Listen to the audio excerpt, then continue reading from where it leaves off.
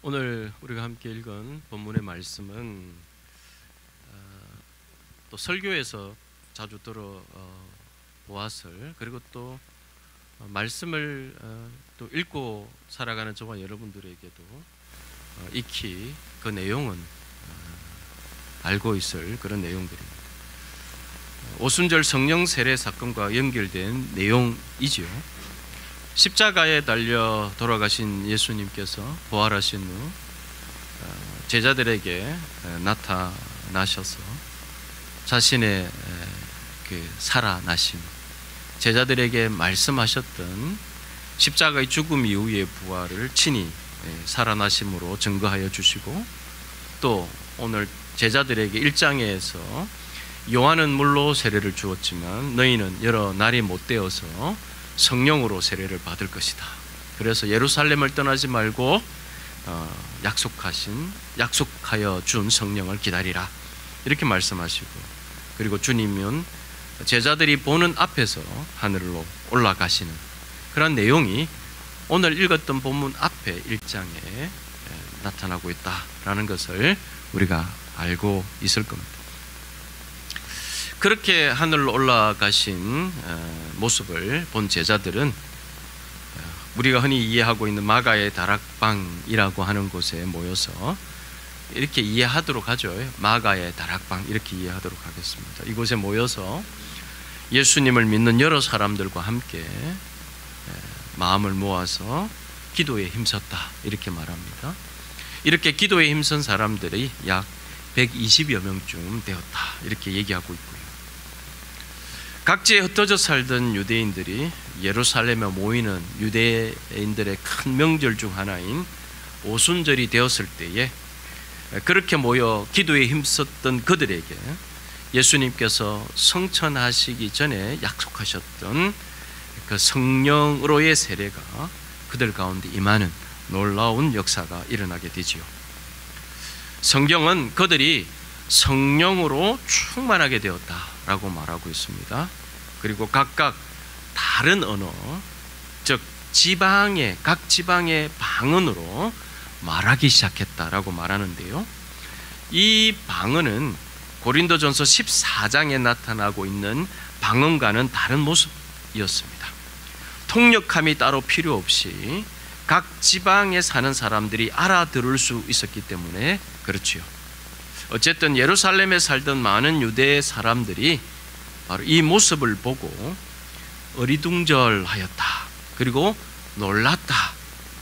그러면서 2장 7절에 보니까 그들은 놀라 신기하게 여기면서 말했다라고 하고, 그러면서 이렇게 얘기했죠. 보시오, 말하고 있는 이 사람들이 모두 갈릴리 사람이 아니요 라고 말을 했다고 하죠. 특별히 이제 갈릴리 사람들이 아니요라고 말한 그들의 의도에는 즉 배운 것이 없는 무지한 지역의 사람들, 이런 의도가 숨어 있는 것이죠. 갈릴리에서 나사렛 어떤 선한 것이 나오겠는가라고 말한 것처럼 이 지역에 대한 유대인들의 의식이 숨겨져 있는 그런 말이기도 하죠. 무지한 지역, 즉 갈릴리에 태어난 사람들이 어떻게 우리의 각 언어로 마치 배운 사람들 이상의 하나님의 큰 일에 대해서 말하는 것을 우리가 들을 수 있겠는가라는 그런 의미가 담겨져 있었을 겁니다. 또 어떤 사람들은 반대로 저 사람들은 술에 취해서 행설수설하는 것이지 우리가 알아들을 수 있는 말을 하고 있는 게 아니다 라고 말하면서 성령의 역사로 일어난 일들을 조롱하기도 했다, 이렇게 말합니다. 바로 그때에 여기에 모여 있었던 120명의 사람들 중에 베드로가 예루살렘에 있는 유대인들을 향하여 이렇게 한편으로는 저 갈릴리 출신의 사람들이 어떻게 저런 일을 할 수 있지, 또 한편으로는 술에 취한 것 아니야 라고 조롱하는 이런 사람들을 향하여서 말합니다.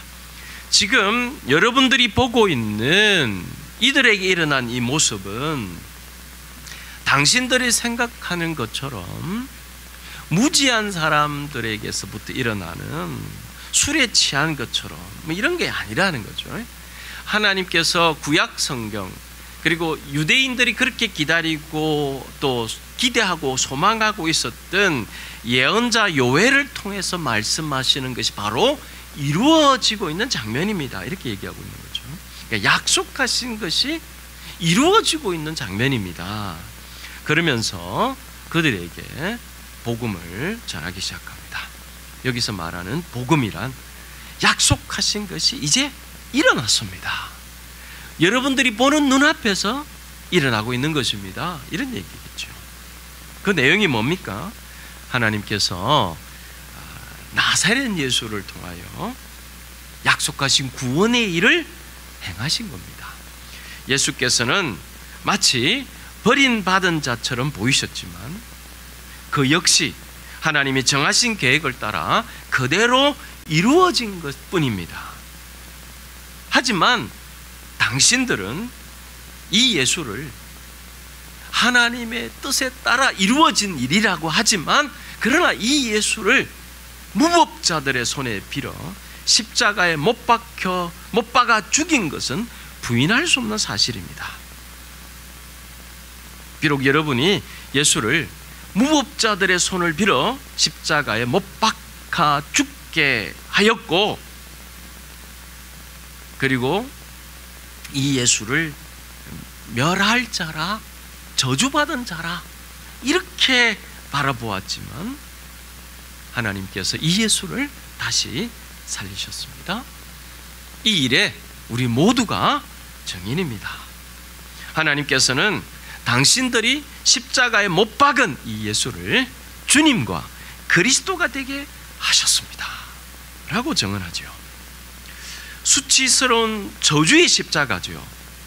그 십자가에 달려 죽은 그 예수가 그가 말한 대로 진정 하나님의 아들이 우리의 구원자이심을 이렇게 담대하게 전했을 때 그 말을 들은 사람들은 마음에 찔렸다 이렇게 말하고 있습니다.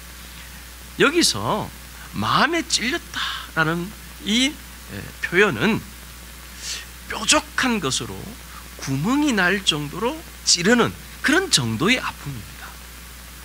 영어 성경의 표현에는 cut to the heart 이렇게 되고 있습니다. 가슴을 도려내는 듯한 찔림이 그들에게 일어났다 이런 뜻입니다. 그 찔림의 고통 속에서 그들은 베드로에게 이렇게 물어봅니다. 그렇다면 형제들이요, 우리가 어떻게 하면 좋겠습니까? 이 질문에 베드로의 대답이 바로 우리가 함께 읽은 오늘 본문의 말씀이죠.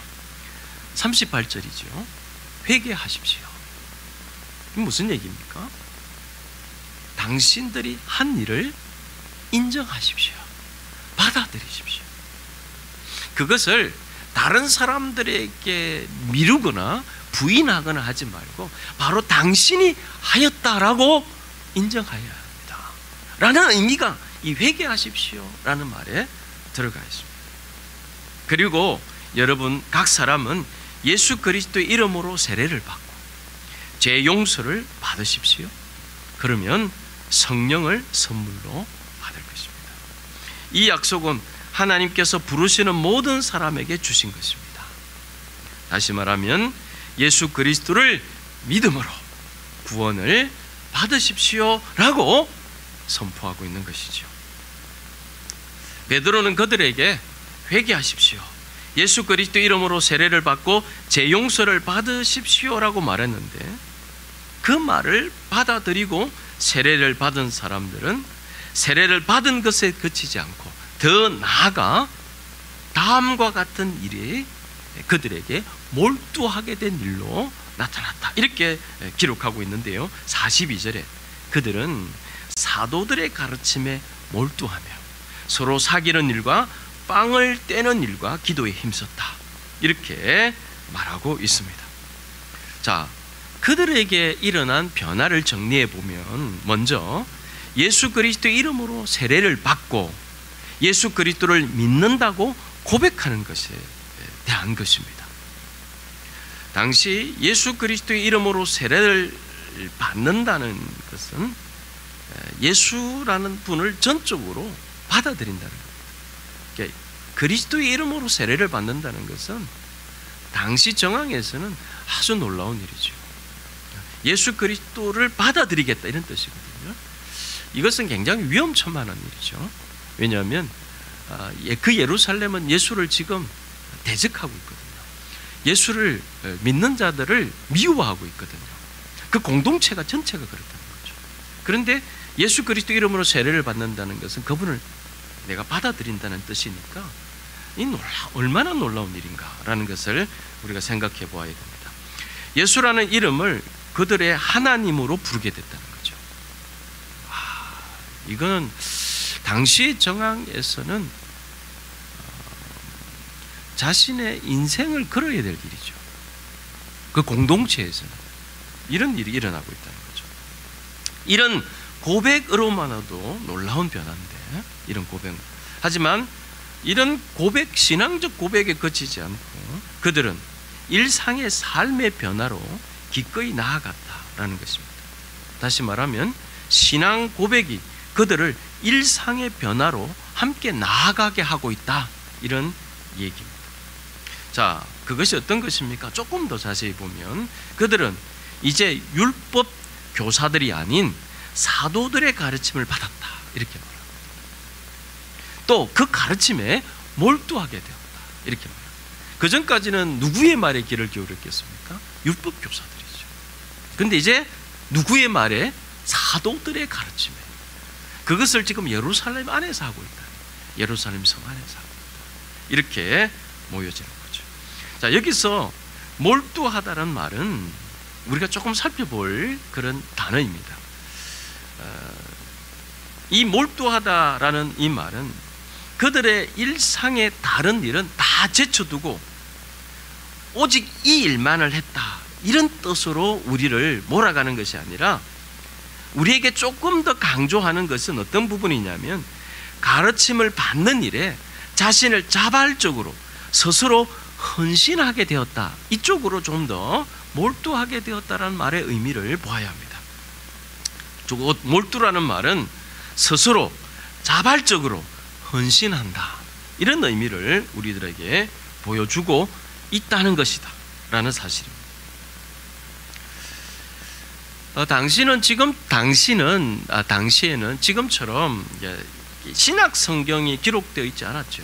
바로 오늘 본문이 기록되어 있었을 때는 신약 성경이 기록되어서 정리되어 있지 않았기 때문에 사도들의 가르침을 통해서 그들은 예수 그리스도께서 말씀하시는 것과 그분에 대한 모든 것을 배울 수밖에 없었을 겁니다. 자, 하지만 이 몰두하다는 이 말을 오늘날 같은 시대에 이 말씀을 목사님의 가르침을 받는 일이나 교회에서 성경 공부하는 일에 힘써야 한다, 이렇게 좁게 해석하기보다는 조금 더 넓게 보았으면 좋겠는데요. 하나님의 말씀을 바로 알아가도록 하는 모든 일, 그러니까 설교를 듣는 것도 마찬가지고 교회에서 성경을 배우는 것도 마찬가지입니다. 하나님의 말씀을 바로 알아가기 위해 힘쓰는 일이 과정이라는 거죠. 그래서 이제 이렇게 하나님의 말씀을 바로 알아가도록 하는 그 모든 일에 자발적인 헌신이 일어나는 것을 하나님 말씀에 몰두한다, 이렇게 이해해야 하는 것이지, 모든 일상의 일을 의미 없게 여김으로 이런 의미는 절대 아니다 라는 사실을 이해하셔야 하겠습니다. 그렇게 하나님의 말씀을 기꺼이 배우고 또 자발적으로 늘 가까이 하면서 나타나는 변화는 그래서 기도만 하게 되는 삶이다, 이렇게도 말하지 않습니다. 이들에게 나타난 변화는 기도와 함께 믿음의 공동체 안에서 교제와 사귐이 있게 되었다라는 사실입니다. 즉 하나님 말씀에 몰두하고 배우면서 기도하는 삶은 믿는 이들과 또는 내 주변의 사람들과 올바른 교제와 사귐으로 나아가는 삶으로 이어지고 있다라는 사실입니다. 하지만 그들이 서로 사귀게 되었고 빵을 떼게 되었다는 이러한 경험은 그들이 전에 없었던 경험은 아닙니다. 전에도 그들은 아마 사귀었을 거고 빵을 떼었을 것입니다. 그런데 이 부분, 빵을 떼고 교제하게 되었다라는 부분을 다시 그들의 변화라는 의미 안에 다시 거론하고 있는, 언급하고 있는 이유가 뭐겠는가라는 것입니다. 여기서 고민해 볼 필요가 있는 거죠. 자, 여러분, 성령께서 약속하신 대로 임하셨습니다. 그들은 그 성령의 약속하신 성령을 경험하고 또 약속하신 성령이 그들에게 임하신 대로 행동했습니다. 그걸 순종이라 할 수 있겠죠. 이 말을 들은 약 3천여 명의 사람들이 예수 그리스도 이름으로 세례를 받고 믿음의 공동체가 되었고, 그들에게 일어난 사실들을 어떻게 정리했느냐? 사도들의 가르침에 몰두하게 되고, 그리고 빵을 떼고 또 교제하는 일에 힘썼다, 이렇게 얘기했다는 거죠. 여러분, 여기서 이제 제가 다시 한 번 더 살펴보고 싶은 것은, 여러분과 함께 살펴보고 싶은 것은, 사도들의 가르침에 몰두했다는 것은 율법 교사들의 가르침이 아닌 사도들의 가르침. 이 놀라운 변화죠. 놀라운 변화인데, 그 다음에 그들의 일상을 표현하고 있는 교제하는 것과 빵을 떼는 것은 전에도 있었던 일이었을 거라는 거죠. 이것 자체만으로서는 믿음의 공동체의 변화의 특징을 이야기하기는 좀 어려워요. 여러분, 사도들의 가르침을 통해서 그들이 전에 살았던 것과 같은 삶이 일어났다, 이렇게 말하지는 않는 것이니까. 그들의 일상을 여전히 얘기하는데 우리들이 좀 더 이들의 일상에 변하다라고 하는 이 변화를 주목하게 하는 단어가 무엇이냐라는 것이죠. 그게 바로 호감을 사게 되었다, 이 말입니다. 호감을 사게 되었다, 이 말이죠. 여러분, 다시 한번 보면 이 말은 그들이 서로 사귀는 일이 사람들에게 호감을 가지게 되었다는 거고, 그 다음에 빵을 떼는 것이 사람들에게 호감을 사게 되었다는 것이죠. 기도하는 것이 호감을 사게 되었다라는 의미라는 것이죠. 조금 더요, 일상에 호감을 사게 되는 일이 일어났다, 누가요? 그 공동체가, 그 공동체의 삶에, 그 공동체에 들어오지 않았던 사람들에게 호감을 가지게 되는 일이 일어났는데, 그 호감을 가지게 된 일은 사도들의 가르침에 몰두하는 그만이 아니라 빵을 떼는 것도, 서로 교제하는 것도 호감을 가지게 되었다. 조금 더 자세하게 이 일에 대해서 얘기해 주는 장면이 바로 43절부터겠죠. 자, 그래서 우리는 호감을 사게 되었다는 47절의 말씀을 살펴볼 필요가 있습니다. 여기서 호감이라는 말은 은혜라는 말과 같은 의미의 단어입니다. 성경에서 은혜라는 말이 다양하게 사용되었지만 특별히 이 은혜라는 말은 하나님께서 사람들에게 거저 베푸시는 호의라는 뜻으로 가장 많이 사용됩니다. 그렇다면 사람들이, 믿는 사람들, 믿는 공동체들에게 가지게 된 이 호감이란 하나님의 역사하심으로 인해 일어난 사실들의 결과다, 이렇게 볼 수 있다는 거죠. 하나님의 역사하심으로 일어난 어떤 사실들에 대한 결과를 호감이라고 표현하고 있다, 이런 얘기죠. 그들에게 예수는 그 이름을 믿는 것은, 그 이름을 믿는 사람들과 함께 한다는 것은 곧 그들이 살고 있었던 일상의 공동체 안에서 어떤 일을 당할지 모르는 위험한 일이었지만 그 모든 위험을 감내하고픈 호감이 일어났다 이 말이에요. 이 공동체, 이 믿음의 공동체와 함께 한다는 것은 굉장히 위험한 일이란 말이에요. 이미 이 공동체 안에 들어간 사람들은 이 위험을 감내하고 또 남을 은혜를 느꼈다 이 말이에요. 호감이 이미 그들에게 일어났고 이 호감을 다른 사람들이 볼 때는 예수를 믿는 이 믿음으로 인해서 그들에게 닥쳐올 모든 위험들을 감내할 만한 그 어떤 호감이 그들을 보니까 느껴졌다 이런 뜻이란 말이죠. 저는 여기서 만약에 이들의 모습을 그때서 보았는데 호감을 느꼈다, 이건 좀 말이 안 된다고 보는 거예요. 뭔가 접촉이 있었을 것이라 이렇게 보는 거죠. 그러니까 일상의 삶에 접촉이 있었을 거라고 보는 거죠. 다시 말하면 오순절 날 예루살렘에 모였던 사람들이 대개 요세푸스의 기록에 의하면 1세기에 축제일에 유월절, 오순절, 초막절 이런 세 절기에 유대인들이 예루살렘에 몇 명 정도 모이는가? 거주하는 사람들은 보통 10만에서 한 30만으로도 보고 많게는 50만으로 보지만 평상시 이때에 모여드는 사람들을 총 이제 대략 100만 이상으로도 봅니다. 100만 이상의 사람들이 절기에 모인다 이런 얘기죠. 그러니까 수많은 사람들이 발 디딜 틈 없을 수도 있죠. 이 사람들 중에서 3,000명이니까 부분적일 거란 말이에요. 그러니까 이 3,000명의 사람들이 오순절 절기를 계속 보내고 있는 그 시간 속에서 다른 사람들과의 접촉이 있었을 것이라고 우리는 생각할 수밖에 없는 거예요.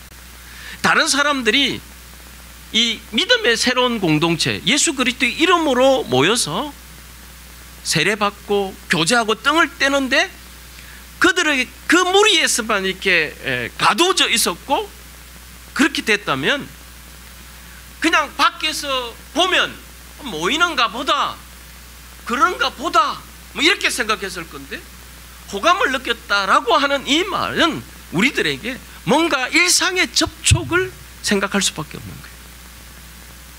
무슨 얘기냐면 그들과 함께 떡을 떼었을 수도 있다는 말이에요. 그 절기 안에서 잡았던 양을 서로 먹게 되는 경우도 그들은 그들만 모여서 먹지 않았을 거라고 보는 거죠. 당시 정황에서는 유대인들끼리 이 절기의 음식들을 함께 먹을 수 있는 그런 시간들을 가졌을 거라고 보는 거예요. 그때에 이 사람들의 행동이 우리가 서로 교제하고 떡을 떼는 것에서 뭔가 이상한 것을 느꼈다는 거예요. 절기 때에 그들이 성전에 모여서 빵을 떼고 교제했을 거라고. 그런 빵을 떼고 교제했던 것과는 뭔가 다른 것을 이들을 통해서 느꼈다 이 말이에요. 느꼈다. 뭐가 다르지? 이상한데? 라는 것을 느꼈다. 이렇게 해석할 수밖에 없다는 거죠.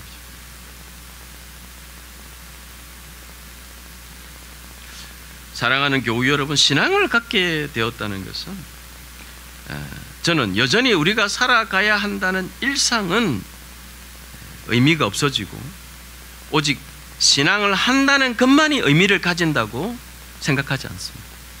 신앙을 하더라도 우리는 여전히 살아가야 하는 존재들이죠. 우리 신앙이 다른 사람들의 눈에 나도 저렇게 살면 좋겠다라는 생각을 가져다 주는 은혜로운 변화로 이어지는 것, 이것이 비로소 신앙한다라는 말이라는 거죠. 신앙을 한다라는 것은 내가 기도를 열심히 한다, 성경을 열심히 읽게 되었다, 물론 이것도 신앙으로 인한 변화입니다. 하지만 신앙을 한다는 것은 여기에 머무르는 것이 아니라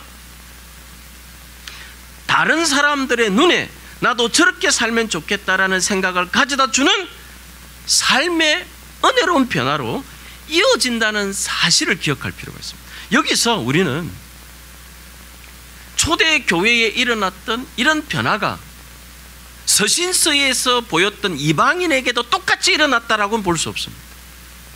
똑같이 성령께서 이렇게 일어나셔서 다른 각국의 방언들을 할 수 이런 동일한 일은 일어나지 않았어요. 그러나 모든 이방인의 교회에도 동일하게 일어났던 것이 있어요. 그것이 예수 그리스도의 이름을 믿고 그 이름으로 세례를 받고 그 가르침에 몰두했던 것과 더불어서 똑같은 변화는 삶의 자리, 그 자리에 사람들이 호감을 느낄 만한 일들이 일어났다. 이것은 똑같다는 말이에요. 똑같다는 말이에요. 호감을 사게 된다. 기억해야 된다는 거죠. 그 신도들이 함께 모여 서로 관계하는 삶에는 그들이 예배를 위해, 절기를 지키기 위해 예루살렘을 방문했을 때 그때 그들이 경험하지 못했던 삶의 변화된 모습을 말한다는 거죠. 조금 더 자세하게 이렇게 보죠. 율법으로만 배웠던 하나님의 말씀을 이제 예수 그리스도를 믿음으로 예수 그리스도 하나님께 새롭게 해석하고 이해되는 하나님의 말씀을 배우는 일에 헌신되어지는 일이 일어났다 이 말이에요. 예수께서 가르쳐 주신 말씀을 사도들의 가르침을 통해 배우는 일에 힘쓰게 되었고, 그리고 이전과는 다르게 율법을 이해하고 받아들이게 되었다 이 말이죠. 율법이 없어진 것이 아니라 율법을 다르게 받아들이게 되었는데, 그것이 바로 예수 그리스도라는 이름으로 인해서 율법을 새롭게 하나님께서 율법을 주신 뜻을 깨닫게 되어지는 그런 일이 일어났다, 이렇게 봐야 된다는 거죠. 그들은 부정한 자와 정결한 자를 구분하고 주인과 종을 구분했던 율법적인 시선에서 주 안에서 하나 되는 경험을 사귐에 쏟아냈다는 거예요. 사귐에 쏟아냈다는 거죠.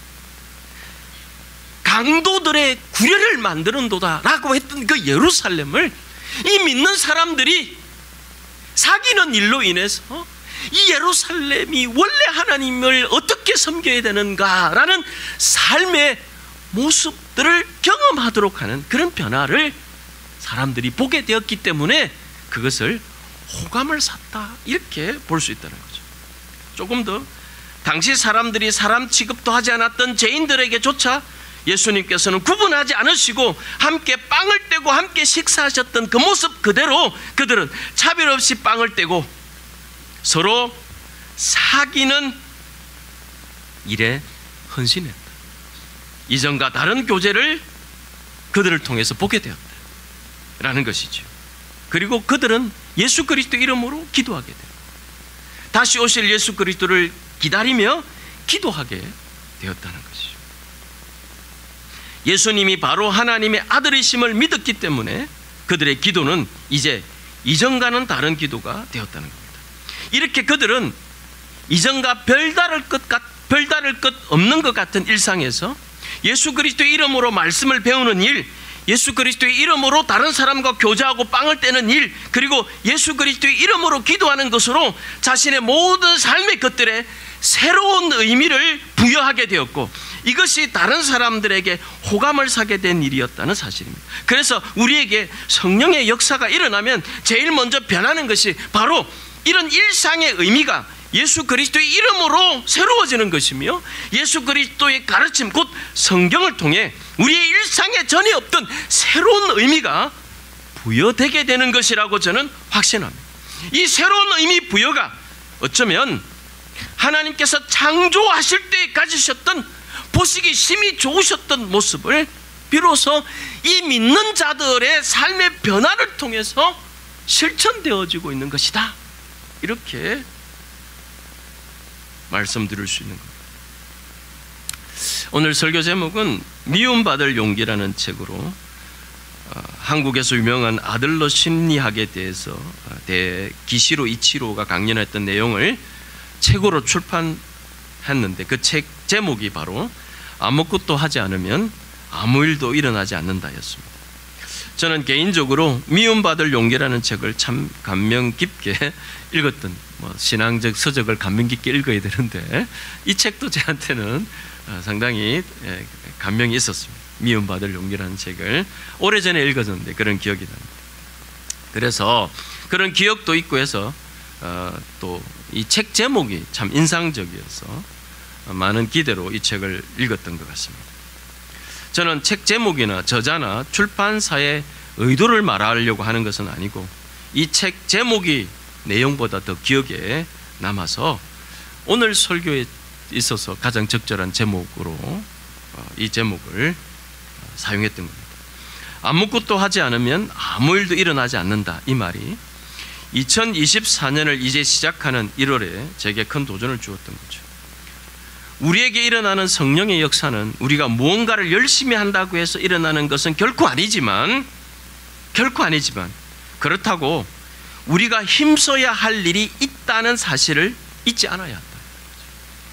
어떤 분은 교회에 와서까지도 열심히 힘써야 한다고 하니까 너무 힘든 건 아닌가라고 생각할 수도 있겠지만, 여러분, 그러나 우리가 믿음 안에서 힘쓰는 일들은 세상에서 힘쓰는 일과 다른 일이라는 것을 기억하십시오.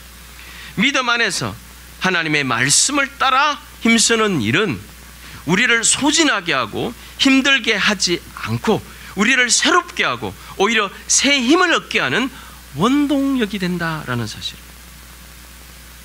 그런 힘으로 살아가기 위해 아무것도 하지 않으면 아무 일도 일어나지 않는다는 이 한 문장이 저와 여러분의 신앙에 다시 한 번 더 뭔가를 생각하게 하고 도전케 되어졌으면 좋겠다, 이런 생각을 가졌던 것입니다.